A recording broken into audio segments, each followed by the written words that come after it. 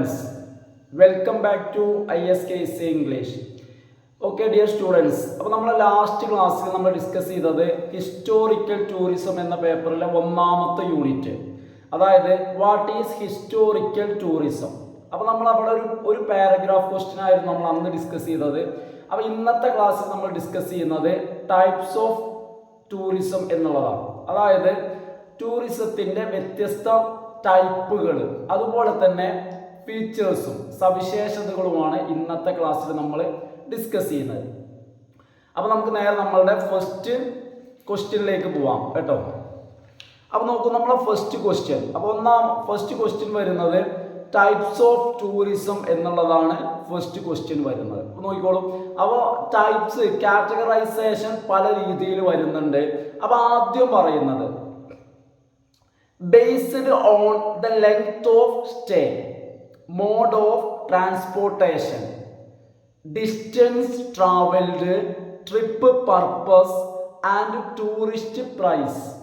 ഈ 4-5 കാര്യങ്ങളെ, എത്ര കാര്യങ്ങളുണ്ട് നോക്കാം. ഒന്നാമത്തേത് ലെങ്ത് ഓഫ് സ്റ്റേ, അതായത് സ്റ്റേ ചെയ്യുന്നതിൻ്റെ ലെങ്ത് ഓഫ് സ്റ്റേ. അതുപോലെ തന്നെ ട്രാൻസ്പോർട്ടേഷൻ്റെ രീതി, യാത്രയുടെ രീതി, ബസ്സാണോ കാറാണോ പ്ലെയിനാണോ അപ്പോൾ ട്രാൻസ്പോർട്ടേഷൻ്റെ രീതി. ഡിസ്റ്റൻസ് ട്രാവൽഡ്, മൂന്നാമത്തേത് ട്രാവൽ ചെയ്യുന്ന ദൂരം. 4 ട്രിപ്പിൻ്റെ പർപ്പസ്. അതുപോലെ തന്നെ 5 ടൂറിസ്റ്റ് പ്രൈസ്. ഈ 5 കാര്യങ്ങളെ ബേസ് ചെയ്തിട്ട് അടിസ്ഥാനമാക്കി there are 4 primary types tourism. പ്രാഥമികമായി ടൂറിസത്തിൻ്റെ 5 തരങ്ങളുണ്ട്. 4 തരങ്ങൾ. 4 പ്രൈമറി ടൈപ്സ് ടൂറിസം. പ്രാഥമികമായ 4 തരം ടൂറിസംസ് ഉണ്ട്.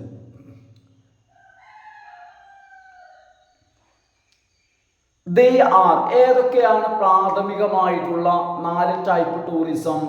International and domestic tourism. International and domestic tourism. അതുപോലെ തന്നെ short and long distance tourism. Short and long distance tourism. ഇനി നമുക്കിതിൽ ഒന്നാമത്തേത് നോക്കാം. ഒന്നാമത്തേത് ഇന്റർനാഷണൽ ടൂറിസം. നമുക്ക് ആ പേരിൽ തന്നെ അറിയാം. ഇന്റർനാഷണൽ എന്ന് പറയുമ്പോൾ അതായത് രാജ്യങ്ങൾ വിട്ടുള്ള കളിയാണ് അല്ലേ ഇന്റർനാഷണൽ. അപ്പോൾ നോക്കൂ, international tourist travel across borders. ഇവരെന്ത് ചെയ്യും? Travel across borders. ഇവര് അതിർത്തി കടന്ന് യാത്ര ചെയ്യുന്നു ഒരു രാജ്യത്തിൽ നിന്നും മറ്റു രാജ്യങ്ങളിലേക്ക്. Use different currencies. ഇങ്ങനെ ഇന്ത്യയിൽ നിന്നും അമേരിക്കയിലേക്ക് പോകുമ്പോൾ ഇന്ത്യൻ രൂപ ഉപയോഗിക്കാൻ പറ്റില്ല. അപ്പൊ അതുകൊണ്ട് തന്നെ ഡിഫറെന്റ് കറൻസീസ് യൂസ് ചെയ്യുന്നു. Communicate in different languages. വ്യത്യസ്തമായിട്ടുള്ള ഭാഷകളിൽ ആശയവിനിമയം നടത്തുന്നു. Larger countries have more attractions. വലിയ രാജ്യങ്ങളാകുമ്പോൾ ആ രാജ്യങ്ങളിൽ ഒരുപാട് അട്രാക്ഷൻസ് ഉണ്ടാവും അല്ലേ. അതായത് രാജ്യത്തിൻ്റെ വലിപ്പം കൂടുന്നതിനനുസരിച്ച് വൈവിധ്യമായിട്ടുള്ള പല ആകർഷണങ്ങൾ ആ രാജ്യങ്ങൾ ഉണ്ടായിരിക്കും. നെസസിറ്റേറ്റിംഗ് ലാർജർ ജേർണീസ്. അത്തരം രാജ്യങ്ങളിൽ വലിയ യാത്രകൾക്ക്, ലാർജർ ജേർണീസിന് സഹായിക്കുന്ന, നെസസിറ്റേറ്റ് ചെയ്യുന്ന സൗകര്യങ്ങൾ, രീതികൾ, സംവിധാനങ്ങൾ ആ രാജ്യത്തിനടുത്തുണ്ടായിരിക്കും. അപ്പൊ അതുകൊണ്ട് തന്നെ അത്തരം രാജ്യങ്ങൾ ആളുകൾ കൂടുതൽ പ്രിഫർ ചെയ്യും. എന്നാൽ സ്മാളർ കൺട്രീസ്, ചെറിയ രാജ്യങ്ങൾ such as like Nepal and Sri Lanka അല്ലെ, നേപ്പാൾ അതുപോലെ ശ്രീലങ്കയെ പോലുള്ള ചെറിയ രാജ്യങ്ങൾ have very short crossing distances to neighbouring countries. അപ്പൊ ഇത്തരം രാജ്യങ്ങളെ സംബന്ധിച്ചിടത്തോളം, ചെറിയ രാജ്യങ്ങളെ സംബന്ധിച്ചിടത്തോളം ആ ചെറിയ രാജ്യങ്ങളിൽ നിന്നും അവയുടെ ബോർഡർ ക്രോസ് ചെയ്തിട്ട് നൈബറിംഗ് കൺട്രീസിലേക്ക് പോവാന്ന് വെച്ച് കഴിഞ്ഞാൽ അവിടെ ഒരു ചെറിയ ഡിസ്റ്റൻസ്. ചെറിയ രാജ്യങ്ങളെ സംബന്ധിച്ചിടത്തോളം very short crossing distances to neighbouring countries. അപ്പോൾ അവയുടെ നൈബറിംഗ് കൺട്രീസിലേക്ക് അവയെ സംബന്ധിച്ചിടത്തോളം ഒരു ചെറിയ distance, short crossing distance neighbouring കൺട്രീസിലേക്ക് പോകാണ്ടാവുള്ളൂ. ഇവെന്താന്ന് വെച്ച് കഴിഞ്ഞാൽ നമ്മുടെ രാജ്യത്ത് നിന്നും നമ്മുടെ അയൽ രാജ്യങ്ങളിലേക്ക്, പിന്നെ ആ രാജ്യം കടക്കുന്ന വൻകരയെ കോണ്ടിനെന്റിനെ ഡിപ്പെൻഡ് ചെയ്തിട്ടും ഡിസ്റ്റൻസ് കൂടും. ഇവ നമ്മുടെ നാട്ടിൽ നിന്നാണെങ്കിൽ ഇന്ത്യയിൽ നിന്നും ശ്രീലങ്കയിലേക്ക് ഒരു 1.5 മണിക്കൂർ കൊണ്ട്, മാക്സിമം 2 മണിക്കൂർ കൊണ്ട് എന്ത് ചെയ്യാൻ പറ്റും, പ്ലെയിൻ വഴി നമുക്ക് എത്താൻ കഴിയും. പിന്നെ മാത്രമല്ല, ഇപ്പോൾ നമ്മുടെ രാജ്യത്തെ സംബന്ധിച്ചിടത്തോളം നമുക്ക് നമ്മുടെ രാജ്യത്ത് ബൗണ്ടറി ക്രോസ് ചെയ്യാന്ന് വെച്ച് കഴിഞ്ഞാൽ സ്റ്റേറ്റിന്റെ തന്നെ അത്യാവശ്യം നമുക്ക് ട്രാവൽ ചെയ്യാറുണ്ട്. കാരണം ഇന്ത്യ എന്ന് പറയുമ്പോൾ വലിയ രാജ്യമാണ്. അപ്പൊ ചെറിയ രാജ്യമാണെങ്കിൽ ആ രാജ്യത്തിന്റെ ഉള്ളിൽ ചുറ്റിക്കറങ്ങാനൊക്കെ എന്താണ്, അതുപോലെ തന്നെ അതിന്റെ ബൗണ്ടറി ക്രോസ് ചെയ്യാൻ, രാജ്യത്തിന്റെ ബൗണ്ടറി ആണെങ്കിലും സ്റ്റേറ്റിന്റെ ബൗണ്ടറി ആണെങ്കിലും ശരി, അതിനൊക്കെ എന്തായിരിക്കും, ഷോർട്ട് ഡിസ്റ്റൻസേ ഉണ്ടാവുള്ളൂ. കാരണം ചെറിയ രാജ്യമാവുമ്പോൾ എന്തായിരിക്കും, അതായത് ഡിസ്റ്റൻസ് കുറവായിരിക്കും. ഇനി രണ്ടാമത്തെ ടൈപ്പാണ് ഡൊമസ്റ്റിക് ടൂറിസം എന്നുള്ളത്. അപ്പൊ ഒന്ന് ഇന്റർനാഷണൽ. അപ്പൊ ഇന്റർനാഷണൽ എന്നുള്ളതിന്റെ ഓപ്പോസിറ്റ്, അതായത് രാജ്യത്തിന്റെ ബോർഡർ ക്രോസ് ചെയ്തിട്ടുള്ള ടൂറിസമാണ്. മറ്റു രാജ്യങ്ങളിൽ അവിടുത്തെ കറൻസി ഒക്കെ യൂസ് ചെയ്ത് വൈവിധ്യമായ വ്യത്യസ്തമായ ഭാഷകളൊക്കെ ഉപയോഗിക്കുന്നുണ്ട്. ഇനി ഡൊമസ്റ്റിക് എന്ന് പറയുമ്പോൾ ഒരു വ്യക്തി സ്വന്തം രാജ്യത്തിനകത്ത്, നോക്കൂ, domestic tourism refers to travelling. എങ്ങനത്തെ ട്രാവലിംഗ് ആ, വിത്തിൻ വൺസ് ഹോം കൺട്രി. ഒരു വ്യക്തിയുടെ ഹോം കൺട്രിക്കുള്ളിൽ, അതായത് നമ്മളെ സംബന്ധിച്ചിടത്തോളം നമ്മുടെ ഹോം കൺട്രി എന്ന് പറയുന്നത് ഇന്ത്യയാണ്, നമ്മുടെ ജന്മനാട്. ഇവിടെ എന്തിൻ്റെ ആവശ്യമില്ല, without the need for passport, visa or currency. ഇവിടെ പിന്നെ പാസ്പോർട്ടിൻ്റെയോ വിസയുടെയോ അല്ലെങ്കിൽ കറൻസി കൺവേർഷൻസ്, കറൻസിയെ കൺവേർട്ട് ചെയ്യേണ്ട കാര്യമില്ല.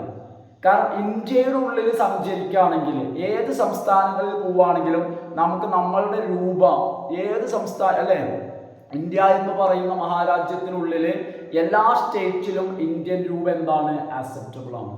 അതേപോലെയല്ല നമ്മൾ ശ്രീലങ്കയിൽ പോവുകയാണെങ്കിൽ, അല്ലെങ്കിൽ നേപ്പാളിൽ പോവുകയാണെങ്കിൽ, അല്ലെങ്കിൽ ഭൂട്ടാനിൽ പോവുകയാണെങ്കിൽ, അവിടെയൊക്കെ മറ്റു വ്യത്യസ്ത രാജ്യങ്ങളിൽ പോവുകയാണെങ്കിൽ ഇന്ത്യൻ രൂപയെ നമ്മൾ എന്ത് ചെയ്യണം, ആ രാജ്യത്തിൻ്റെ നാണയത്തിലേക്ക് അല്ലെങ്കിൽ അവിടുത്തെ കറൻസിയിലേക്ക് നമ്മൾ കൺവേർട്ട് ചെയ്യണം. അപ്പോൾ ഇവിടെ നമുക്ക് കൺവേർട്ട് ചെയ്യേണ്ട ആവശ്യമില്ല, നമുക്ക് പാസ്പോർട്ട് വേണ്ട, വിസ വേണ്ട, അല്ലേ? കാരണം നമുക്കറിയാവുന്ന കാര്യമാണ്, നമ്മളെ നാട്ടിൽ നമുക്ക് സഞ്ചരിക്കണമെങ്കിൽ പാസ്പോർട്ടും വേണ്ട, വിസയും വേണ്ട, അല്ലേ? ആ രീതിയിലുള്ള യാത്രയാണ് എന്ത്, ഡൊമസ്റ്റിക് ടൂറിസം എന്നുള്ളത് കൊണ്ട് ഉദ്ദേശിക്കുന്നത്. It's growth is more noticeable in large countries such as India. India പോലുള്ള വലിയ രാജ്യങ്ങളിൽ നമുക്ക് ഈ ഡൊമസ്റ്റിക് ടൂറിസത്തിന്റെ വളർച്ച നമുക്ക് വളരെയധികം കാണാവുന്നതാണ്, നോട്ടീസബിൾ ആണ്, ശ്രദ്ധിക്കാം. Where living standards are rising. എന്താന്ന് വെച്ച് കഴിഞ്ഞാൽ ഇത്തരം രാജ്യങ്ങളിൽ ആ രാജ്യങ്ങളുടെ ജീവിത നിലവാരം, രാജ്യങ്ങളിലെ ആളുകളുടെ ജീവിത നിലവാരം ഉയർന്നുകൊണ്ടിരിക്കുന്നു. കാരണം ഒരു രാജ്യത്ത് ആളുകളുടെ ജീവിത നിലവാരം ഉയർന്നുകൊണ്ടിരിക്കുന്നതിനനുസരിച്ച് ആ രാജ്യത്തുള്ള ആളുകളുടെ ഇത്തരത്തിലുള്ള ടൂറിസം അല്ലെ യാത്രകളും അത്തരത്തിലുള്ള ടെൻഡൻസികളും കൂടും. മാത്രമല്ല അത് വർദ്ധിക്കുന്നതിനനുസരിച്ച് എന്ത് ചെയ്യും, ജീവിത നിലവാരം കൂടും ചെയ്യും, അല്ലേ? Then the distinction. നോക്കൂ, ഡിസ്റ്റിങ്ഷൻ എന്ന വാക്കിന്റെ അർത്ഥം ഡിഫറൻസ് എന്നാണ് കേട്ടോ, വ്യത്യാസം. അപ്പൊ ഡിസ്റ്റിങ്ഷൻ എന്ന വാക്ക് നിങ്ങൾക്ക് എഴുതുമ്പോൾ ഓർമ്മ വന്നില്ലെങ്കിൽ നിങ്ങൾ ഡിഫറൻസ് എന്ന് എഴുതിയാൽ മതി. Distinction between these two types. ഈ രണ്ട് ടൈപ്പുകൾ തമ്മിലുള്ള വ്യത്യാസം, അതായത് ഇന്റർനാഷണൽ ടൂറിസവും അതുപോലെ തന്നെ ഡൊമസ്റ്റിക് ടൂറിസവും തമ്മിലുള്ള വ്യത്യാസം ബ്ലർ ചെയ്തിട്ടുണ്ട്. എന്ന് വെച്ച് കഴിഞ്ഞാൽ ഇവിടെ ഡിക്രീസ് എന്ന രീതിയിലാണ്. കാരണം വ്യത്യാസം കൂടുതലല്ല, വ്യത്യാസം കുറഞ്ഞു. കാരണം ഇന്ന് നമ്മൾ യാത്ര പോകുന്നത്, ഇന്ന് നമ്മൾ ഇതൊരു ഇന്റർനാഷണൽ ട്രിപ്പാണോ അതല്ല ഇതൊരു ദേശീയ തലത്തിലുള്ള ഒരു ഡൊമസ്റ്റിക് ട്രിപ്പാണോ എന്നുള്ളത് നമുക്കിന്ന് വിഷയമല്ല. ഇന്ന് രണ്ടും തമ്മിൽ വലിയ വ്യത്യാസമൊന്നുമില്ല. എന്താ കാരണം, നമുക്കറിയാവുന്ന കാര്യമാണ്. ചിലപ്പോൾ നമ്മളൊരു ഡൊമസ്റ്റിക് ട്രിപ്പ് ചിലപ്പോൾ നമ്മൾ ഒരാഴ്ച എടുക്കും, യാത്രയുടെ രീതിയും സ്വഭാവമൊക്കെ അനുസരിച്ചിട്ട്, അല്ലെ, പർപ്പസൊക്കെ. ചിലപ്പോൾ ഒരു ഡൊമസ്റ്റിക് ടൂർ എന്ന് പറയുമ്പോൾ ചിലപ്പോൾ നമ്മൾ എന്ത് ചെയ്യും, ഒരു ആഴ്ച എടുത്തേക്കാം. അതേ സമയത്ത് ഒരു ഇന്റർനാഷണൽ ട്രിപ്പ് എന്ന് പറഞ്ഞു കഴിഞ്ഞാൽ 3 ദിവസം കൊണ്ട് നമുക്ക് വേണ്ട, 2 ദിവസം കൊണ്ടോ 1 ദിവസം കൊണ്ടോ നമുക്ക് എന്ത് ചെയ്യാൻ പറ്റും, ശ്രീലങ്കയിൽ പോയി തിരിച്ചു വരാൻ പറ്റും. അപ്പൊ അതാണ് ഇവിടെ പറയുന്നത്. അപ്പോൾ ഈ ഒരു യാത്രാ സൗകര്യങ്ങൾ, യാത്ര ചെയ്യാനുള്ള ഫെസിലിറ്റീസ് അല്ലെങ്കിൽ ആക്സസിബിലിറ്റി വർദ്ധിച്ചതോടുകൂടി, അപ്പോൾ ഇതിന്റെ കാരണം അതാണ് കേട്ടോ. ആക്സസിബിലിറ്റി വർദ്ധിച്ചതോടുകൂടി എന്ത് ചെയ്തു? ഇന്റർനാഷണൽ ടൂറിസവും ഡൊമസ്റ്റിക് ടൂറിസവും തമ്മിലുള്ള വ്യത്യാസം കുറഞ്ഞു വന്നു. കാരണം ഇന്ന് രണ്ടും ഒരുപോലെയാണ്. അതായത് ആളുകൾ ഇന്ത്യ രാജ്യത്തിനകത്ത് ടൂർ പോകുന്ന പോലെയാണ് ആളുകൾ വിദേശത്ത് പോയി വരുന്നത്, അല്ലേ? അതായത് ആഴ്ചകൾ കൊണ്ട് തന്നെ ആളുകൾ എന്ത് ചെയ്യാണ്? പുറത്തു പോയി വരികയാണ്. അത്രയ്ക്കും ഫെസിലിറ്റീസ് കൂടിയിട്ടുണ്ട്. Lowering barriers between friendly countries. ഇതിന്റെ കാരണം എന്താ? ഫ്രണ്ട്ലി കൺട്രീസിന്റെ ഇടയിലുള്ള ബാരിയേഴ്സ് കുറഞ്ഞു. അതായത് സൗഹൃദ ബന്ധങ്ങൾ നിലനിൽക്കുന്ന രാജ്യങ്ങൾ, അപ്പൊ അത്തരം രാജ്യങ്ങളിലേക്ക് യാത്ര പോകുന്നതിനുള്ള തടസ്സങ്ങൾ കുറഞ്ഞു. ഇപ്പൊ ഇന്ത്യയിൽ നിന്നാണെങ്കിൽ തന്നെ നമുക്കറിയാൻ പറ്റും, ചില രാജ്യങ്ങളിലേക്ക് നമുക്ക് പെട്ടെന്ന് വിസയും കാര്യങ്ങളും കിട്ടും, പെട്ടെന്ന് നമുക്ക് അതുപോലെ തന്നെ സൗകര്യങ്ങളും ഉണ്ടായിരിക്കും ചില രാജ്യങ്ങളിലേക്ക്. ഇപ്പൊ എക്സാമ്പിൾ നമ്മളിപ്പോൾ പറഞ്ഞ പോലെ തന്നെ ശ്രീലങ്കയിലേക്ക്, അപ്പൊ ശ്രീലങ്കയിലേക്ക് നമുക്ക് വളരെ പെട്ടെന്ന് നമുക്ക് എന്ത് ചെയ്യാൻ പറ്റും? പോയി വരാൻ പറ്റും, അല്ലേ? അപ്പൊ ഓരോ രാജ്യങ്ങളിലേക്ക്. അപ്പൊ എന്താന്ന് വെച്ച് കഴിഞ്ഞാല് എന്നാൽ ചില രാജ്യങ്ങളിലേക്ക് ബുദ്ധിമുട്ടായിരിക്കും. അപ്പൊ നമുക്കറിയാം ശ്രീലങ്കയിലേക്ക് പോകുന്ന പോലെ നമുക്കിപ്പോൾ എന്ത് ചെയ്യാൻ പറ്റില്ല? പാകിസ്ഥാനിലേക്ക് പോകാൻ പറ്റില്ല. അപ്പൊ അതുപോലെ തന്നെ ഓരോ രാജ്യങ്ങൾ, ഇപ്പൊ എന്താന്ന് വെച്ച് കഴിഞ്ഞാൽ ആ രാജ്യങ്ങളുമായിട്ടുള്ള ബന്ധങ്ങൾ കേട്ടോ, അപ്പൊ അതിനെ ഡിപ്പെൻഡ് ചെയ്തിട്ട് എന്ത് ചെയ്യാണ്? ആ രാജ്യങ്ങളിലേക്കുള്ള യാത്രകളുടെ പ്രയാസം കൂടുകയും കുറയുകയും ചെയ്യുന്നുണ്ട്. അപ്പൊ നമ്മളിപ്പോൾ 2 ടൈപ്പ് പറഞ്ഞു, 4 ഇന്റർനാഷണലും ഡൊമസ്റ്റിക്കും. ഇനി അടുത്തത് ഡിസ്റ്റൻസിനെ ബേസ് ചെയ്തിട്ടാണ്. ഇനി 2 കൂടി ഇല്ലേ? അപ്പൊ ദൂരത്തിന്റെ അടിസ്ഥാനത്തിൽ ഡിസ്റ്റൻസ് ബേസ് ചെയ്തിട്ട് distance tourism is classified into 2 types. അതായത് ഡിസ്റ്റൻസിനെ ബേസ് ചെയ്തിട്ട് 2 ടൈപ്പ് ഉണ്ട്. അപ്പൊ ഇനി പറയാനുള്ളത് ആ 2 ടൈപ്പിൽ ഒന്ന്, മൂന്നാമത്തേത് ലോങ് ഡിസ്റ്റൻസ് ടൂറിസം. മൂന്നാമത്തേത് ലോങ് ഡിസ്റ്റൻസ് കേട്ടോ. ഇതിൽ അധികമൊന്നും പറയുന്നില്ല. എന്താണ് ലോങ് ഡിസ്റ്റൻസ് ടൂറിസം എന്നേ പറയുന്നുള്ളൂ. അതായത് journeys of more than 3000 kilometres, അതായത് 3000 കിലോമീറ്ററിലും കൂടുതൽ വരുന്ന യാത്രകളാണ് ലോങ് ഡിസ്റ്റൻസ് എന്ന് പറയാം കേട്ടോ. അതിൻ്റെ ആ ഒരു സംഖ്യ ഓർത്ത് വെച്ചോളൂ. അതായത് 3000 കിലോമീറ്ററിനും കൂടുതൽ വരുന്ന ദൈർഘ്യമുള്ള യാത്രകൾ. അപ്പൊ 3000 കിലോമീറ്ററിന് അപ്പുറം നമ്മൾ പോകണം, അതാണ് ലോങ് ഡിസ്റ്റൻസ് ജേർണീസ് എന്ന് പറയാം കേട്ടോ. പിന്നെ 4മത്തേത് ഷോർട്ട് ഡിസ്റ്റൻസ് ടൂറിസം ആണ്. ഷോർട്ട് ഡിസ്റ്റൻസ് ടൂറിസം അതായത് journeys of less than 3000 kilometre. അപ്പൊ ഇതിൻ്റെയൊക്കെ ആ ഒരു പിന്നെ നിർണയിക്കുന്ന പോയിന്റ് എന്ന് പറയുന്നത് 3000 കിലോമീറ്ററാണ്. അപ്പോൾ ലോങ് ഡിസ്റ്റൻസ് ടൂറിസം എന്ന് പറഞ്ഞാൽ 3000 കിലോമീറ്ററിനും അപ്പുറമുള്ള യാത്ര. ഷോർട്ട് ഡിസ്റ്റൻസ് ടൂറിസം എന്ന് പറഞ്ഞാൽ 3000 കിലോമീറ്ററിൽ കുറയുന്ന യാത്ര. ഇനി നമുക്ക് മൊത്തത്തിൽ നമുക്കൊന്ന് നോക്കാം. Tourism can be viewed geographically, അതായത് ഭൂമിശാസ്ത്രപരമായിട്ട് നമ്മൾ ടൂറിസത്തെ നമുക്ക് എങ്ങനെ കാണാൻ കഴിയും? ഭൂമിശാസ്ത്രപരമായി ടൂറിസം എന്ന് പറയുമ്പോൾ ഏതൊക്കെ തരമുണ്ട് എന്നുള്ളതാണ്. ഇന്നിങ്ങനെ പല തരങ്ങളാണ് പറയുന്നത്. തരങ്ങൾ കഴിഞ്ഞില്ല കേട്ടോ. ഇപ്പൊ നമ്മളിപ്പോൾ നേരത്തെ പറഞ്ഞത് 5 കാര്യങ്ങൾ അടിസ്ഥാനമാക്കിയുള്ള 4 ടൈപ്പ് പറഞ്ഞു, 5 കാര്യങ്ങൾ. ഇനി ഭൂമിശാസ്ത്രപരമായിട്ട് ടൂറിസത്തെ നമുക്ക് ലോക്കൽ എന്നും റീജിയണൽ എന്നും നാഷണൽ എന്നും ഗ്ലോബൽ എന്നും 4ആയിട്ട് കാണാൻ പറ്റും. അപ്പൊ tourism can be viewed geographically. ഇവിടെ മാനദണ്ഡം എന്ന് പറയുന്നത് ജിയോഗ്രഫിക്കലി, ഭൂമിശാസ്ത്രപരമായിട്ട് tourism local, regional, national, global, ഇങ്ങനെ 4 തരത്തിൽ നമുക്ക് ടൂറിസത്തെ വേണമെങ്കിൽ കാണാൻ നമുക്ക് കഴിയും.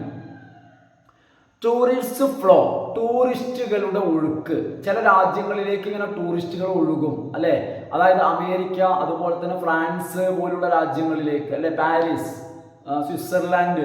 അപ്പൊ എന്തുകൊണ്ടാണ് ചില രാജ്യങ്ങളിലേക്ക് ഇങ്ങനെ ഒഴുകുന്നത്? Tourist flow can occur in various directions, പല ദിശകളിലേക്ക്.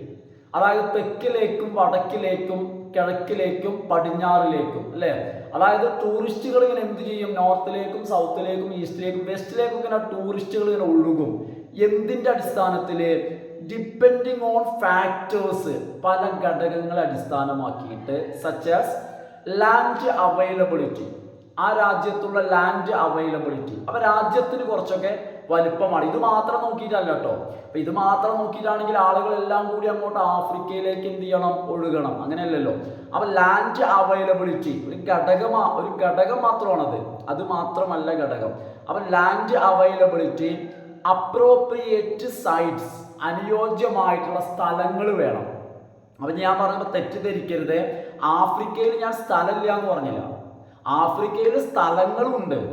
പക്ഷെ എന്താന്ന് വെച്ച് കഴിഞ്ഞാൽ ആഫ്രിക്കയിലുള്ളതിനേക്കാൾ, ആഫ്രിക്ക വലുപ്പത്തിൽ മുൻപന്തിയിൽ നിൽക്കുമെങ്കിലും ആഫ്രിക്കയിലുള്ളതിനേക്കാൾ സ്ഥലങ്ങൾ ചിലപ്പോൾ മറ്റു രാജ്യങ്ങളിൽ ഉണ്ടായിരിക്കും കേട്ടോ. അപ്പൊ ആഫ്രിക്ക എന്ന് പറയുമ്പോൾ ഞാൻ ഇപ്പൊ ഇവിടെ മെൻഷൻ ചെയ്തത് രാജ്യം എന്ന അടിസ്ഥാനത്തിലാണെങ്കിലും ആഫ്രിക്ക, വൻകര, അതുപോലെ തന്നെ സൗത്ത് ആഫ്രിക്ക എന്ന് പറയുന്ന രാജ്യവും വരുന്നുണ്ട്. ദെൻ അതെന്താ പറയുന്നതെന്ന് വെച്ച് കഴിഞ്ഞാൽ അപ്പൊ ലാൻഡ് അവൈലബിലിറ്റി, അപ്രോപ്രിയേറ്റ് സൈറ്റുകൾ, ഫേവറബിൾ എൻവയോൺമെന്റ്, അതൊരു ഭയങ്കര ഘടകമാണ്. ഫേവറബിൾ എൻവയോൺമെന്റ്, അതായത് ടൂറിസ്റ്റുകൾക്ക് ഫേവറബിൾ എൻവയോൺമെന്റ് ആയിരിക്കണം. അതായത് ടൂറിസത്തിന് അനുയോജ്യമായിരിക്കണം എല്ലാ നിലയ്ക്കും, അല്ലേ? കാരണം വെച്ച് കഴിഞ്ഞാൽ അത്തരം രാജ്യങ്ങളിലേക്ക് ആളുകൾക്ക് ചെല്ലുമ്പോൾ ആളുകൾക്ക് അവിടെ പ്രൊട്ടക്ഷൻ കിട്ടണം, ആളുകൾക്ക് താമസ സൗകര്യങ്ങൾ ഉണ്ടായിരിക്കണം, യാത്രാ സൗകര്യങ്ങൾ ഉണ്ടായിരിക്കണം. എല്ലാ നിലയ്ക്കും ടൂറിസത്തിന് ഫേവറബിൾ എൻവയോൺമെന്റ് അതൊരു ഘടകമാണ്. പിന്നെ മാത്രമല്ല അപ്പൊ എന്താന്ന് വെച്ച് കഴിഞ്ഞാൽ താമസ സൗകര്യം, ക്ലൈമറ്റ്, കാലാവസ്ഥ, ഇങ്ങനെ എല്ലാം കൂടി ഒറ്റയടിക്ക് പറയുമ്പോൾ 3 പോയിന്റ്സ് പറഞ്ഞു. ലാൻഡ് അവൈലബിലിറ്റി, അപ്രോപ്രിയേറ്റ് സൈറ്റുകൾ, കാണാൻ പറ്റിയ അനുയോജ്യമായിട്ടുള്ള സൈറ്റുകൾ, സ്ഥലങ്ങൾ, പിന്നെ പ്രധാനം environment. Tourist destinations are places of leisure. ഈ ടൂറിസ്റ്റ് ഡെസ്റ്റിനേഷൻസ് പറഞ്ഞാൽ എങ്ങനത്തെ സ്ഥലങ്ങളാ? പ്ലേസസ് ഓഫ് ലീഷർ, അതായത് ആളുകൾക്ക് സ്വസ്ഥമായിട്ട് ഫ്രീ ആയിട്ട് ഇങ്ങനെ സ്പെൻഡ് ചെയ്യാൻ പറ്റിയ സ്ഥലങ്ങൾ, അത് പ്ലേസസ് ഓഫ് ലീഷർ. ഒഴിവ് സമയം ഫ്രീ ആയിട്ട് അവിടെ ചെലവഴിക്കാൻ പറ്റണം. അതുപോലെ തന്നെ എക്സ്പ്ലോറേഷൻസ് വേണം. അവിടെ ചെന്ന് കഴിഞ്ഞാൽ അവിടെ എന്തെങ്കിലുമൊക്കെ എക്സ്പീരിയൻസ് ചെയ്യാൻ വേണം. അതുപോലെ തന്നെ കൾച്ചറൽ എക്സ്പീരിയൻസസ് വേണം. അതുപോലെ റിലാക്സേഷൻ വേണം. ഇതിനൊക്കെ പറ്റിയ സ്ഥലങ്ങൾ, ഇതാണ് ടൂറിസ്റ്റ് ഡെസ്റ്റിനേഷൻസ് എന്ന് പറയുന്നത്. എന്തൊക്കെയാ പറഞ്ഞ 4 പോയിന്റാണ്. പ്ലേസസ് ഓഫ് ലീഷർ എന്ന് വെച്ച് കഴിഞ്ഞാൽ നമുക്ക് ഫ്രീ ആയിട്ട് ഇങ്ങനെ ടൈം സ്പെൻഡ് ചെയ്യണം. എക്സ്പ്ലോറേഷൻസ് എന്ന് വെച്ച് കഴിഞ്ഞാൽ അവിടുത്തെ ജീവിതം, അവിടുത്തെ ഫുഡ്, അങ്ങനെ പല കാര്യങ്ങൾ അവിടെ ചെന്ന് എക്സ്പ്ലോർ ചെയ്യാൻ, അനുഭവിച്ചറിയാൻ എന്തെങ്കിലുമൊക്കെ വേണം. 3-മത്തേത് പറയുന്നത് കൾച്ചറൽ എക്സ്പീരിയൻസ്, സാംസ്കാരിക വൈവിധ്യങ്ങൾ അനുഭവിക്കാൻ, കാണാനൊക്കെ വേണം. ആളുകൾക്ക് റിലാക്സേഷൻ കിട്ടണം. ഇപ്പോൾ അതിനൊക്കെ പറ്റിയ സ്ഥലങ്ങൾ നോക്കൂ. എക്സാമ്പിൾ പറയുന്നത് Paris, Rome and Bali are famous for their cultural heritage. സാംസ്കാരിക പൈതൃകം കൊണ്ട് ഫേമസ് ആയിട്ടുള്ള സ്ഥലങ്ങളാണ് ബാലിയും റോമും പാരീസും. പാരീസ് നമ്മൾ കേട്ടിട്ടുണ്ട്, ഫ്രാൻസിൽ, റോം, അതുപോലെ തന്നെ ബാലി, എനിക്ക് തോന്നുന്നത് നേപ്പാളിലാണെന്ന് തോന്നുന്നു. ബാലി, റോം, പാരീസ്, ഇതൊക്കെ സാംസ്കാരികമായിട്ടുള്ള പൈതൃകം കൊണ്ട് ശ്രദ്ധിക്കപ്പെട്ട സ്ഥലങ്ങളാണ്. കഴിഞ്ഞില്ല, കൾച്ചറൽ ഹെറിറ്റേജ് ഉണ്ട്, നാച്ചുറൽ ബ്യൂട്ടി, പ്രകൃതി ഭംഗി, അതുപോലെ തന്നെ എസ്റ്റാബ്ലിഷ്ഡ് ടൂറിസം ഇൻഫ്രാസ്ട്രക്ചർ, അതായത് നല്ലൊരു ടൂറിസം ഇൻഫ്രാസ്ട്രക്ചർ കൂടി, ഇതും കൂടി വേണം. കാരണം എന്നാൽ മാത്രമേ ടൂറിസ്റ്റുകളെ അങ്ങോട്ട് ആകർഷിക്കുള്ളൂ. അപ്പൊ അത്തരത്തിലുള്ള ഒരു എസ്റ്റാബ്ലിഷ്ഡ് ടൂറിസം ഇൻഫ്രാസ്ട്രക്ചർ കൂടി വേണം. എന്നാലേ ആ രാജ്യം ഒരു ടൂറിസ്റ്റ് ഡെസ്റ്റിനേഷൻ എന്ന പേരിൽ അറിയപ്പെടുള്ളൂ, ഫേമസ് ആവുള്ളൂ. അതുപോലെ തന്നെ ടൂറിസ്റ്റുകളുടെ ശ്രദ്ധയിലേക്ക്, കൺസിഡറേഷനിലേക്ക് ആ രാജ്യം വരികയുള്ളൂ. ഇനി നോക്കൂ, types of tourism and it's features. ഇനി കോമൺ ആയിട്ടുള്ള, പൊതുവായിട്ടുള്ള ചില ടൈപ്സാണ്. ഇപ്പൊ നമ്മൾ ഇപ്പൊ പറഞ്ഞത് 2 കാര്യങ്ങളെ, പല കാര്യങ്ങളെ ബേസ് ചെയ്തിട്ടാണ്. ഇത് നോക്കൂ, പലതരത്തിലുള്ള കോമൺ ആയിട്ട് പലതരത്തിലുള്ള ടൂറിസങ്ങൾ, അതായത് ആളുകൾ വിസിറ്റ് ചെയ്യുന്നതിൻ്റെ പർപ്പസ്. അപ്പോൾ നോക്കൂ, ഒന്ന് ലീഷർ ടൂറിസം എന്നുള്ളതാണ്. പല ടൈപ്പിൽ ഒന്നേതാ? Leisure tourism. നോക്കൂ, leisure tourism or recreational tourism. അപ്പൊ ഇതിൽ 2 പേരുണ്ട്, ലീഷർ ടൂറിസം ഓർ റിക്രിയേഷണൽ. ഈ റിക്രിയേഷണൽ എന്ന പദം കൊണ്ട് ഉദ്ദേശിക്കുന്നത് നമ്മൾ മാനസികമായിട്ട്, ജോലി സംബന്ധമായിട്ടൊക്കെ ഇങ്ങനെ ഒരു മുഷിപ്പ്, നമ്മൾ ഫെഡപ്പ് ആയിട്ട് ഇരിക്കുന്ന സമയത്ത് അതൊന്നും കൂടി മാറിയിട്ട് ഒരു ഉല്ലാസത്തിന് വേണ്ടി പോകുന്ന യാത്ര. ഏതുപോലെ വെക്കേഷനൊക്കെ വരുമ്പോൾ ഒന്ന് അടിച്ചു പൊളിക്കുക. അതായത് അത്രയും സ്കൂളിലേക്ക് പോയിട്ട് ഇനി ചിലപ്പോൾ അധ്യാപകരാണെങ്കിൽ ജൂൺ മുതൽ എന്ത് ചെയ്യാണ് മാർച്ച് വരെ അല്ലെ കുട്ടികളെ പഠിപ്പിച്ചിട്ട് അപ്പൊ അതിൽ നിന്നും ഒന്ന് ഫ്രീ ആവാൻ വേണ്ടിയിട്ട്, അങ്ങനെ ഒരു ഉല്ലാസത്തിന് വേണ്ടിയിട്ട്, ഒരു മെന്റൽ റിലാക്സേഷൻ, ഇതാണ് നമ്മൾ റിക്രിയേഷൻ കൊണ്ട് ഉദ്ദേശിക്കുന്നത്. അപ്പോൾ ഈ രണ്ട് പേരുണ്ട്. അതെന്താ പറഞ്ഞത്? Leisure tourism or recreational tourism. എന്താണിത്? Refers to travel for relaxation, entertainment and enjoyment. ഉണ്ടോ? അപ്പൊ എന്താന്ന് വെച്ച് കഴിഞ്ഞാല് ഇവിടെ ഉദ്ദേശിക്കുന്നത് ഈ ലീഷർ ടൂറിസം എന്ന് വെച്ച് കഴിഞ്ഞാല് അതായത് എൻജോയ്മെന്റിന് വേണ്ടിയിട്ട്, അതല്ലെങ്കിൽ റിലാക്സേഷൻ, എൻജോയ്മെന്റ്, എന്റർടൈൻമെന്റ്, ഈ മൂന്ന് കാര്യങ്ങൾക്ക് വേണ്ടി പോകുന്ന യാത്രയാണ്. റിലാക്സേഷൻ, എൻജോയ്മെന്റ്, എന്റർടൈൻമെന്റ്, ഈ മൂന്ന് കാര്യങ്ങൾക്ക് വേണ്ടി പോകുന്ന യാത്രയ്ക്കാണ് നമ്മൾ ലീഷർ ടൂറിസം എന്ന് നമ്മൾ പറയുന്നത്. ലീഷർ ടൂറിസം എന്ന് പറയുമ്പോൾ വിച്ച് ഫ്രീക്വന്റ്ലി ഇൻക്ലൂഡ്സ്, ഈ ടൂറിസത്തിൽ എന്തെല്ലാമാണ് ഉൾക്കൊള്ളുന്നത്? അതായത് ബീച്ച് വെക്കേഷൻസ്, അതുപോലെ തന്നെ cruisers, city breaks and amusement parks. അപ്പൊ സാധാരണ ഇവിടങ്ങളിലൊക്കെയാണ് എന്ത് ചെയ്യുന്നത്? ഇത്തരം യാത്രകളിൽ ഒരു വ്യക്തി എൻജോയ്മെന്റിന്, എന്റർടൈൻമെന്റിന്, റിലാക്സേഷന് വേണ്ടി പോകുന്നത്. അതായത് ആദ്യം പറഞ്ഞത് എവിടെയാ? Beach vacations. ആദ്യം പറഞ്ഞത് എവിടെയാ? ബീച്ചിൽ പോകുന്നുണ്ട്. അതുപോലെ തന്നെ ക്രൂയിസസ്, അതായത് കപ്പൽ യാത്രകൾ അല്ലെങ്കിൽ സമുദ്ര യാത്രകൾ, ബോട്ട് യാത്രകൾ, ബോട്ടിങ്ങിനൊക്കെ പോവാം കേട്ടോ. അതുപോലെ തന്നെ സിറ്റി ബ്രേക്സ് എന്ന് വെച്ച് കഴിഞ്ഞാൽ അതായത് സിറ്റി മൊത്തം ഒന്ന് ചുറ്റിക്കറങ്ങി കാണാം, അതായത് സിറ്റി എക്സ്പ്ലോർ ചെയ്യാം, ചെറിയൊരു യാത്ര, സിറ്റി മൊത്തം, സിറ്റിയിൽ എന്തൊക്കെയാണുള്ളത് അതൊക്കെ ഒന്ന് കാണുക. അതുപോലെ തന്നെ അമ്യൂസ്മെന്റ് പാർക്കുകളൊക്കെ ഒന്ന് പോയിട്ട് എന്ത് ചെയ്യുക? ഒരു റിലാക്സേഷൻ, ഒരു എൻജോയ്മെന്റ് അല്ലെങ്കിൽ ഒരു എന്റർടൈൻമെന്റ്. പോപ്പുലർ ഡെസ്റ്റിനേഷൻസ് ഇൻക്ലൂഡ്, ഇത്തരത്തിലുള്ള ആളുകൾ വിസിറ്റ് ചെയ്യുന്ന പ്രധാനപ്പെട്ട ഡെസ്റ്റിനേഷൻസ് എന്ന് പറയുന്നത് the Maldives, Paris, Disney land, ഇതൊക്കെ വിദേശ സ്ഥലങ്ങളാണ്. അപ്പൊ ഇതൊക്കെ പൊതുവെ അല്ലെ നല്ല കാശും മറ്റൊക്കെയുള്ള ആളുകൾ ഒരു സംബന്ധിച്ചിടത്തോളമുള്ള പോപ്പുലർ ആയിട്ടുള്ള ഡെസ്റ്റിനേഷൻസ്. ഇനി ഇന്ത്യക്കകത്താണെങ്കിലോ Shimla, Darjeeling, Ooty and Kullu Manali are hill stations in India. ഇതൊക്കെ ഇന്ത്യയിൽ നമുക്കൊരു എൻജോയ്മെന്റിന്, ഒരു എന്റർടൈൻമെന്റിന് വേണ്ടിയിട്ട് നമുക്കും ഇതുപോലെ ഷിംലയിലോ ഡാർജിലിംഗിലോ ഊട്ടി അല്ലെങ്കിൽ കുളു മണാലി ഇതുപോലുള്ള ഹിൽ സ്റ്റേഷൻസിൽ നമുക്ക് പോവാം. The country also has beautiful beaches.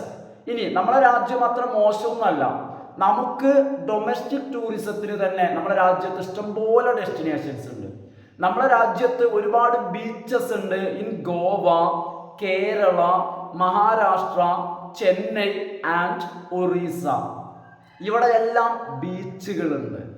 ഇനി മാത്രമല്ല ഈ ഒരു ഇത്തരത്തിലുള്ള ഇനി എന്താന്ന് വെച്ച് കഴിഞ്ഞാൽ ഇതിൻ്റെ ഒരു ഫീച്ചേഴ്സ്, അതായത് ലീഷർ ടൂറിസം എന്ന് പറയുമ്പോൾ അല്ലെങ്കിൽ പൊതുവെ ടൂറിസം എന്ന് പറയുമ്പോൾ ഇറ്റ് ബൂസ്റ്റ്, ഈ ടൂറിസം എന്ത് ചെയ്യും? ഇത് ബൂസ്റ്റ് ചെയ്യും, അതായത് എൻക്രീസ് ചെയ്യും, മെച്ചപ്പെടുത്തും ലോക്കൽ എക്കോണമീസ്, പ്രാദേശികമായിട്ടുള്ള സാമ്പത്തിക സ്ഥിതി.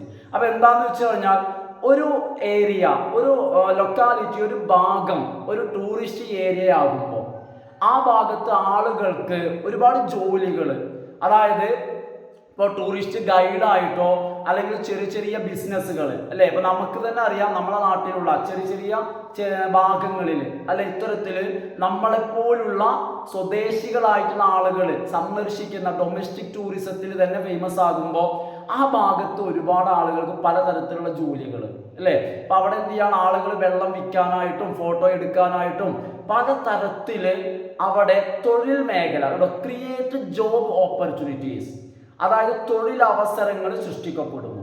അതുപോലെ തന്നെ ആൻഡ് പ്രൊമോട്ട് ഇൻഫ്രാസ്ട്രക്ചർ ഡെവലപ്മെന്റ്, അതുപോലെ തന്നെ ഇൻഫ്രാസ്ട്രക്ചർ ഡെവലപ്മെന്റിനെ പ്രൊമോട്ട് ചെയ്യുന്നു. അപ്പൊ ഇത്തരത്തില് ഈ ഒരു ലീഷർ ടൂറിസം കൊണ്ട് അതിൻ്റേതായിട്ടുള്ള ഗുണങ്ങൾ ഏതൊരു രാജ്യത്തിന്, ഇനി രാജ്യത്തിലുപരി ആ പ്രദേശത്തിന് അതിൻ്റേതായിട്ടുള്ള ഗുണങ്ങളും ദോഷങ്ങളും വേറെയുണ്ട് കേട്ടോ. നമുക്ക് രണ്ടാമത്തെ ടൈപ്പാണ് ഏത്? കൾച്ചറൽ ടൂറിസം എന്നുള്ളതാണ് രണ്ടാമത്തെ ടൈപ്പ്. കൾച്ചറൽ ടൂറിസം നോക്കൂ. Cultural tourism is A type of tourism that focuses on A country or regions culture. അതായത് ഒരു രാജ്യത്തിൻ്റെ അല്ലെങ്കിൽ ഒരു പ്രദേശത്തിൻ്റെ സംസ്കാരം ഫോക്കസ് ചെയ്തിട്ട് അതറിയുന്നതിന് വേണ്ടി നടത്തുന്ന യാത്ര. അപ്പൊ ഇവിടെ മെയിൻ ഫോക്കസ് എന്ന് പറയുന്നത് ഒരു കൺട്രി അല്ലെങ്കിൽ ഒരു റീജിയന്റെ കൾച്ചർ ആയിരിക്കും. കൾച്ചർ എന്ന് പറയുമ്പോൾ എന്താ ഈ കൾച്ചർ കൊണ്ട് ഉദ്ദേശിക്കുന്നത്? Such as life style, history, art, architecture, religion and other aspects, ഇതുപോലുള്ള മറ്റു വശങ്ങൾ. അപ്പം ഇത്തരം കാര്യങ്ങൾ മനസ്സിലാക്കുക എന്ന ലക്ഷ്യം അല്ലെങ്കിൽ ഈ ഉദ്ദേശങ്ങൾക്ക് ഊന്നൽ നൽകിക്കൊണ്ടുള്ള അല്ലെങ്കിൽ ഇവയിൽ ഫോക്കസ് ചെയ്തുകൊണ്ടുള്ള ടൂറിസം, ഇതിനാണ് കൾച്ചറൽ ടൂറിസം എന്ന് പറയുന്നത്. It encompasses urban tourism particularly in historic cities with cultural facilities such as museums and theaters. അപ്പോൾ ഇതിൻ്റെ ഭാഗമാണ്. അതായത് കൾച്ചറൽ ടൂറിസം എന്ന് പറയുമ്പോൾ അതിൽ എന്ത് ഉൾക്കൊള്ളുന്നുണ്ട്? എൻകംപാസസ് അർബൻ ടൂറിസം, അതായത് നഗരങ്ങളെ സന്ദർശിക്കുക. നഗരങ്ങൾ എന്ന് പറയുമ്പോൾ ഞാൻ പറഞ്ഞുതരാം എന്തിനാണെന്ന്.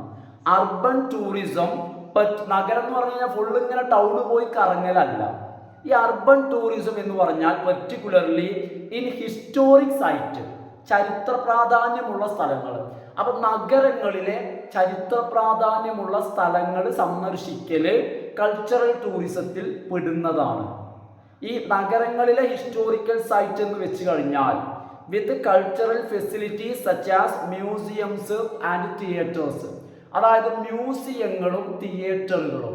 അപ്പൊ നമ്മളിവിടെ മനസ്സിലാക്കുക, ഇവിടെ തിയേറ്റർ എന്നുകൊണ്ട് ഉദ്ദേശിക്കുന്നത് ആധുനിക സിനിമാ തിയേറ്ററുകളല്ല, പഴയ അതായത് ആൻഷ്യന്റ് നാടക കൊട്ടകൾ അല്ലേ.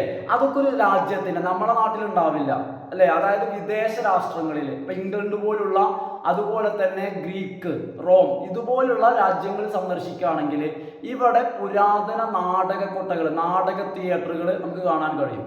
അത് അവരുടെ സംസ്കാര വൈവിധ്യം അല്ലെങ്കിൽ അവരുടെ ആ ഒരു സംസ്കാരത്തിന്റെ റിച്ച്നെസ് കാണിക്കുന്നതാണത്. അപ്പൊ അത്തരത്തിലുള്ള തിയേറ്ററുകളും അതുപോലെ തന്നെ മ്യൂസിയംസും ഒക്കെ ഉള്ള ഹിസ്റ്റോറിക്കൽ സൈറ്റുകൾ, ചരിത്ര പ്രാധാന്യമുള്ള സ്ഥലങ്ങൾ എന്ത് ചെയ്യാം? ഇവ കാണുന്നതിന് വേണ്ടി അർബൻ ടൂറിസം ഈ ഒരു കൾച്ചറൽ ടൂറിസത്തിന്റെ ഭാഗമാണ് അർബൻ ടൂറിസം. പിന്നെ അതേപോലെ തന്നെയാണ് ഇതിൽ ഏത് വരുന്നുണ്ട്? റൂറൽ ടൂറിസം ഇതിന് വരുന്നുണ്ട്. അപ്പൊ കൾച്ചറൽ ടൂറിസത്തിന്റെ ഉള്ളിൽ റൂറൽ ടൂറിസവും അതുപോലെ തന്നെ അർബൻ ടൂറിസവും വരുന്നുണ്ട്. അപ്പൊ അർബൻ ടൂറിസം എന്ന് പറഞ്ഞാൽ എന്താണെന്ന് മനസ്സിലായി. അതായത് തിയേറ്ററുകളും അതുപോലെ തന്നെ മ്യൂസിയംസും പോലുള്ള നഗരങ്ങളിലെ ചരിത്ര പ്രാധാന്യമുള്ള ഹിസ്റ്റോറിക്കൽ സൈറ്റുകൾ സന്ദർശിക്കാം. ഇനി rural tourism highlights cultural traditions, values and life styles. നമ്മൾ പറയും ജീവിതം കാണാൻ എന്ത് ചെയ്യണം? ഗ്രാമങ്ങളിലൂടെ സഞ്ചരിക്കണം എന്ന് ചില ആളുകൾ പറയും, ഗാന്ധിയെ പോലുള്ള ആളുകൾ. അപ്പൊ എന്താ കാര്യം എന്ന് വെച്ച് കഴിഞ്ഞാല് റൂറൽ ടൂറിസം എന്ന് പറയുന്നത് അതുകൊണ്ട് ഉദ്ദേശിക്കുന്നത് ഗ്രാമപ്രദേശവുമായി ബന്ധപ്പെട്ട കാര്യങ്ങളാണ്, ഗ്രാമീണ ഭംഗി. എന്താ കാര്യം എന്ന് വെച്ച് കഴിഞ്ഞാല് ഈ റൂറൽ ടൂറിസം ഹൈലൈറ്റ് ചെയ്യുന്നത് എന്താണ്? ഹൈലൈറ്റ് ചെയ്യുന്നത് കൾച്ചറൽ ട്രഡീഷൻസ്, സാംസ്കാരികമായിട്ടുള്ള പൈതൃകങ്ങളും പാരമ്പര്യങ്ങളും അതുപോലെ തന്നെ വാല്യൂസ് ആൻഡ് ലൈഫ് സ്റ്റൈൽസ്, മൂല്യങ്ങളും ജീവിത രീതികൾക്കുമാണ് എന്ത് ചെയ്യുന്നത്? ഊന്നൽ കൊടുക്കുന്നത് അല്ലെങ്കിൽ എടുത്തു കാണിക്കുന്നത്. അപ്പൊ അതുകൊണ്ട് തന്നെ ഇവയൊക്കെ കാണണമെങ്കിൽ, അതായത് മൂല്യങ്ങളും ജീവിത രീതികളും അല്ലെ, values, life styles, cultural traditions നമ്മൾ കാണണമെങ്കിൽ ഒരു പക്ഷേ എന്ത് ചെയ്യേണ്ടതായിരിക്കാം? ഗ്രാമപ്രദേശങ്ങൾ നമ്മൾ സന്ദർശിക്കേണ്ടതായിട്ട് വരുന്നു. ഇനി മൂന്നാമത്തേത് റിലീജിയസ് ആൻഡ് സ്പിരിച്വൽ ടൂറിസം എന്നുള്ളതാണ്. മതപരമായിട്ടുള്ള ആത്മീയമായിട്ടുള്ള tourism. Religious tourism refers to visiting places of religious significance for spiritual purpose or to perform religious duties. അതായത് റിലീജിയസ് ടൂറിസം കൊണ്ട് ഉദ്ദേശിക്കുന്നത് visiting places of religious significance, മതപരമായിട്ട് പ്രാധാന്യമുള്ള സ്ഥലങ്ങൾ സന്ദർശിക്കാം. റിലീജിയസ് സിഗ്നിഫിക്കൻസ് ഉള്ള സ്ഥലങ്ങൾ സന്ദർശിക്കാം. എന്തിനു വേണ്ടിയിട്ട്? ഫോർ സ്പിരിച്വൽ പർപ്പസ്, ഒന്നുകിൽ ആത്മീയമായിട്ടുള്ള ഉദ്ദേശം, അതല്ലെങ്കിൽ ടു പെർഫോം റിലീജിയസ് ഡ്യൂട്ടീസ്, മതപരമായിട്ടുള്ള ആചാരങ്ങൾ ചെയ്യുന്നതിന് വേണ്ടി. ഇവ നമുക്കിവിടെ എക്സാമ്പിൾ ആയിട്ട് എന്ത് ചെയ്യാൻ പറ്റും? അതായത് ശബരിമലയ്ക്ക് പോകുന്നതും അതുപോലെ തന്നെ ഹജ്ജിന് പോകുന്നതും രണ്ടും എന്താണ്? ഇവിടെ രണ്ടിലും വരുന്നത് റിലീജിയസ്, ഇവിടെ എന്താന്ന് വെച്ച് കഴിഞ്ഞാൽ രണ്ടിലും റിലീജിയസ് ഡ്യൂട്ടീസ് പെർഫോം ചെയ്യാം. കാരണം രണ്ടിലും ഇപ്പൊ എന്താന്ന് വെച്ച് കഴിഞ്ഞാൽ വെറും സൈറ്റ് സീയിങ് മാത്രമല്ല. അതായത് ഇപ്പൊ ഹജ്ജിന് പോവാണെങ്കിലും ശബരിമലയിൽ പോവാണെങ്കിലും പോയി കണ്ടുവരിക എന്നതല്ല. ഇപ്പൊ ക്രിസ്ത്യൻസിനുണ്ടായിരിക്കാം പോയി കണ്ടുവരൽ മാത്രമല്ല, അവിടെ എന്തുണ്ട്? ആചാരങ്ങളുണ്ട്, ആരാധനകളുണ്ട്, കേട്ടോ. അതാണ് റിലീജിയസ്. അപ്പൊ രണ്ട് കാര്യം പറഞ്ഞത്. ഒന്നുകിൽ എന്തായിരിക്കാം? ആത്മീയതയുടെ ഭാഗം, അതിന്റെ ഭാഗമായിട്ട് അങ്ങനത്തെ സ്ഥലങ്ങളുണ്ട്. കാരണം നമ്മൾ എല്ലാ സ്ഥലങ്ങളിലും പോയിട്ട് റിലീജിയസ് ഡ്യൂട്ടീസ് അല്ല, ചില സ്ഥലങ്ങളിൽ നമ്മൾ ആത്മീയതയുടെ ഭാഗമായിട്ട് ആ ഒരു സ്ഥലം സന്ദർശിക്കുക മാത്രം. എന്നാൽ ചില യാത്രകൾ, മതപരമായിട്ടുള്ള ചില യാത്രകൾ ആരാധനയായിരിക്കാം, ആരാധനയുടെ ഭാഗം. അപ്പൊ രണ്ടു തരത്തിലുണ്ട്. ആരാധനയുടെ ഭാഗമായിട്ടും സൈറ്റ് സീയിങ് ഉണ്ട്. ഇപ്പൊ ചിലയിടത്ത്, ഇപ്പൊ ചില സ്ഥലങ്ങൾ തന്നെ ഇപ്പൊ എന്താന്ന് വെച്ച് കഴിഞ്ഞാൽ ചില ക്ഷേത്രങ്ങൾ ചിലപ്പോൾ എന്ത് ചെയ്യും? സന്ദർശിക്കാൻ വേണ്ടിയിട്ട് ചിലപ്പോൾ ചില ഭാഗങ്ങൾ ഇപ്പൊ നമ്മളിപ്പോ എന്ത് ചെയ്യണം? മാല ഇട്ടിട്ട് ശബരിമലയിൽ പോവാന്ന് വെച്ച് കഴിഞ്ഞാല് ആരാധനയാണ്. എന്നാൽ അതേ സമയത്ത് തന്നെ ചിലപ്പോൾ നമ്മൾ ഇപ്പൊ എന്ത് ചെയ്യാം? ഇപ്പൊ പൂരത്തിന്റെ ഭാഗമായിട്ടോ മറ്റൊക്കെ പോവാണെങ്കിൽ അത് നമ്മളൊരു ആരാധനയായിട്ട് എടുക്കുന്നില്ല. നോക്കൂ, ഇന്ത്യ നമ്മുടെ രാജ്യം. എന്താ ഇന്ത്യയുടെ പ്രത്യേകത? The birth place of India എന്ന് പറയുന്നത് പല മതങ്ങളുടെയും ജന്മനാടാണ്. Birth place of Hinduism, Sikhism, Buddhism and Jainism.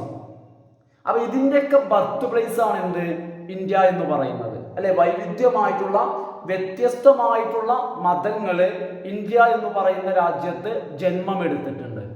അപ്പൊ അതുകൊണ്ട് തന്നെ, അല്ലെ, വ്യത്യസ്തമായിട്ടുള്ള പല മതങ്ങള് ജന്മമെടുത്തത് കൊണ്ട് തന്നെ ഈ രാജ്യത്തെ has a plethora of attractions, ഒരുപാട് ആകർഷണങ്ങൾ. പ്ലെത്തോറ എന്ന് വെച്ച് കഴിഞ്ഞാൽ ആധിക്യം, ഒരുപാടുണ്ട്. Plethora of that means many attractions, ഒരുപാട് ആകർഷണങ്ങൾ പല മതങ്ങളുടേതായിട്ട്. ഒരു മതത്തിന്റെ അല്ല, കാരണം പല മതങ്ങൾ ജന്മമെടുത്തത് കൊണ്ട് പല ആകർഷണങ്ങളുണ്ട്. അതായത് ഇൻക്ലൂഡിങ് ദി ഗോൾഡൻ ടെമ്പിൾ, എന്തടക്കം? ഗോൾഡൻ ടെമ്പിൾ, അല്ലേ? അതായത് സുവർണക്ഷേത്രം, അതായത് ഗോൾഡൻ ടെമ്പിൾ ഉണ്ട്.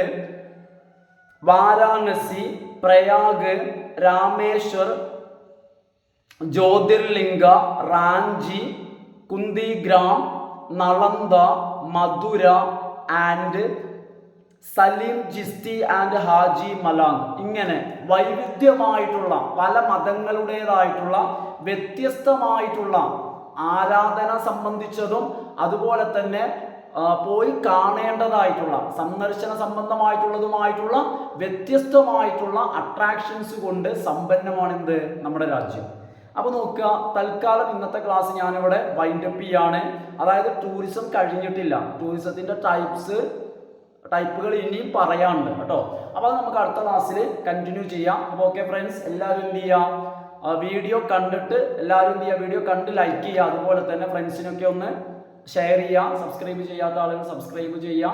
Okay friends, thanks for watching.